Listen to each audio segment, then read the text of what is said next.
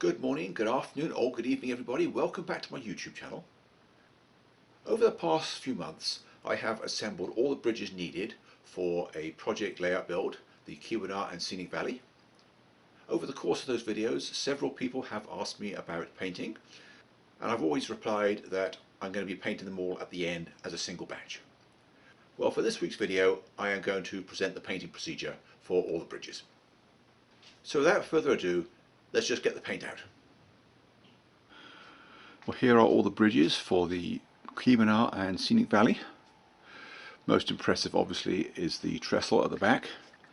Then there's the two truss bridges that I built first, and then all the small bridges, or sections of them anyway. Most of those still need to be put together, but I can't really do that until I have the piers and abutments. I've also got a big bag of assorted bridge shoes which are not in the picture. But today I'm going to get started on the process of painting them. I'm going to do it as a batch because it'll be a lot quicker to do it that way than to do them individually. First step is to spray them from a rattle can. In most cases I'm going to be using flat black, but we've decided that this truss in front is going to be painted a light grey instead. The reason for that being the many lattice girders, where it is most likely that I'm going to get random bits of unpainted plastic inside the girders, and it will look silly if I have a black bridge with grey bits inside. The prototype sometimes painted bridges in colours other than black, so we're covered. And the client thought that it would give a nice little bit of variety. The other thing that we're going to do for variety, the Branchline Bridge over the freeway in the corner of the upper deck, this one that you see here in 4 pieces, the plan is to weather that one a lot more heavily than the others to show a different level of maintenance. Anyway, that's enough overview. Let me get set up and I will be right back. Well, for the first step I'm going to do all the minor colours.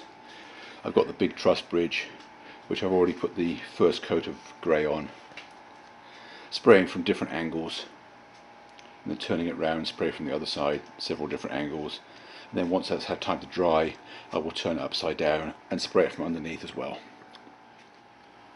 Well, all the minor colours have now been completed, so I've set up all the black parts, or most of the black parts, on my workbench. The only thing missing is the trestle, and that I need the whole workbench for, so that I can move it around, turn it over and shoot from various angles. So I'll get these painted, and then get them moved off the bench and bring the trestle in. Well, I've now moved all these small bridges out of the way and it's time to work on the trestle. I don't think I've got enough paint left in that can. I might have to go out to Lowe's and buy another one, but not to worry, I've got to go out this afternoon anyway. I may get overspray, which might eat the foam a little bit, but that won't be serious. It will still be able to do its job. At least with it on the base I can get to all the angles that I need to. Well, the trestle is now completely painted. Not weathered, of course. That will be a job for tomorrow. As I suspected, I ran out of paint. However, I was able to find another can with enough in it, so I used that. It won't matter that I've used 2 different brands. Anyway, I still have to weather everything, but that will be a project for tomorrow. So don't go away, I will check in with you again later. Well, now that I have all my bridges painted plain black, I'm about to start weathering them. And for that I use 2 steps. First I use paint, and then I finish up with my weathering powders. Now, I did at one point have a bottle of micro weathering wash, which I used to just brush liberally on, but I don't know where it is. I haven't been able to find it since I moved, so it's obviously in a box I haven't unpacked yet. So I am just going to make my own. I start off with brown oxide. It's a little bit too brown for most rust situations, so I add some orange to that, and since I don't have a bottle of orange paint handy, I'm just going to make my own. I've got red and yellow. And then I'm going to make a wash out of it, brush it liberally over everywhere, and let it run into all the corners where the rust would tend to take place first. I'm going to start with this double track through plate girder for no other reason than that's the first one I picked up. So let me get busy and I'll check in with you again later. Well, this is all the small bridges with the wash coat on them. As I mentioned earlier, it looks a bit extreme on the ones that I've just done, but if we go back to the first one, it's starting to dry up and it's looking a whole lot better. The effect is somewhat more subtle as it dries. Anyway, that's my work area full, and also I've completely run out of the paint mix, so I'm going to have to make up some more. But what I'm going to do is let these dry off first, just to make sure that I like the colour, and that will give me the opportunity to change the mix slightly before I hit the big bridges. So I'm going to get on with something else for a couple of hours, and I will check in with you again later. Don't go away. Well, I've left all these bridge pieces to dry while I get on with other tasks, and as you can see, it's a lot more subtle now than it was, except for the bottom edge. Of course, most of the paint tends to run down and accumulate along that bottom rib, where of course most rust tends to accumulate in real life. That is probably a little bit too uniform at the moment, but the next step will make it less so. Anyway, I'm going to leave these pieces until tomorrow. I've still got the 3 big bridges to get to the same point, and then tomorrow I will get the weathering powders out. Well, I've now finished the wash coat on everything. It took me 2 attempts with the grey truss because I missed a few areas the first time round. I had to go back and finish it up. The trestle is behind me. I've done the same with that.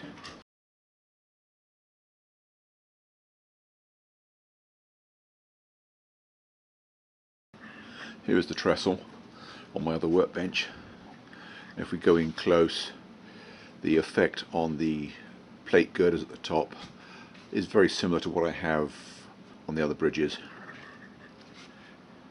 The lattice work being mainly vertical, a lot of it runs off, but it does give me at least a start where I have some subtle and some not so subtle stains, and that's the effect I'm looking for. None of the bridges are yet finished. This is just the base coat, and I'm going to continue working on them with my weathering powders. I'm going to start with the Branchline Bridge over the freeway because we decided that that is going to be very heavily weathered, heavily rusted, and I know from experience that it's very easy to overdo the weathering with the powders. I know my first attempt I got much more severe rusting than I intended, so that's why I'm going to start with this one. Now, I bought the 16 colour set, and there are actually 3 different rusts in it. There's a dark rust, medium rust and light rust. For this video clip I'm going to be working on the Branchline Bridge over the freeway, which, as I've already said, is going to be much more heavily weathered than the others.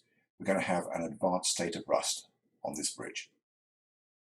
Now, prior to making this video, I was under the impression that the rust always starts around the edges where water is likely to get trapped and progresses towards the middle of the panel. But just to make sure, I went online and looked for pictures of rusty bridges. And it turns out there's quite a lot of variety, and there were even a few examples where the panels rust first. So basically you could probably do whatever you want to, and there'll still be a prototype for it somewhere. You may think that this is too heavily rusted, but I did find some pretty extreme prototype examples. And in every case, I looked for evidence that a bridge was still in service before I printed it out.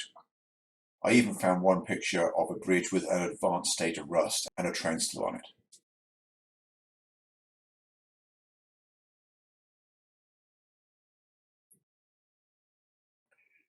Now, as I mentioned earlier, this pack of weathering powders contains 3 different rust effects. There's the dark, medium and light. And basically, the older rust is, the darker it gets.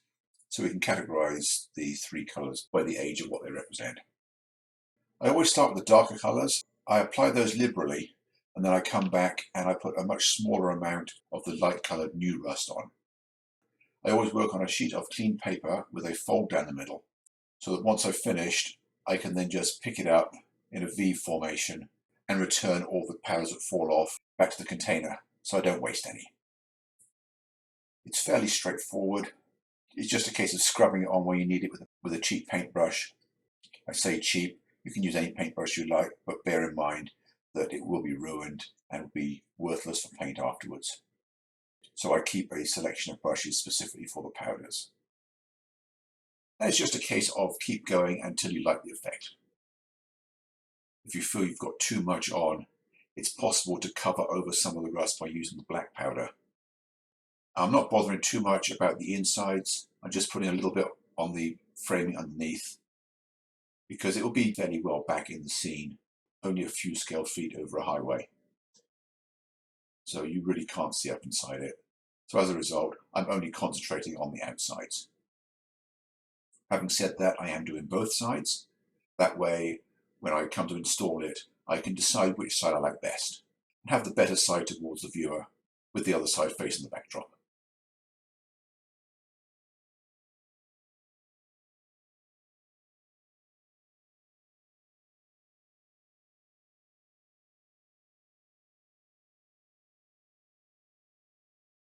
Well, that's all for this video.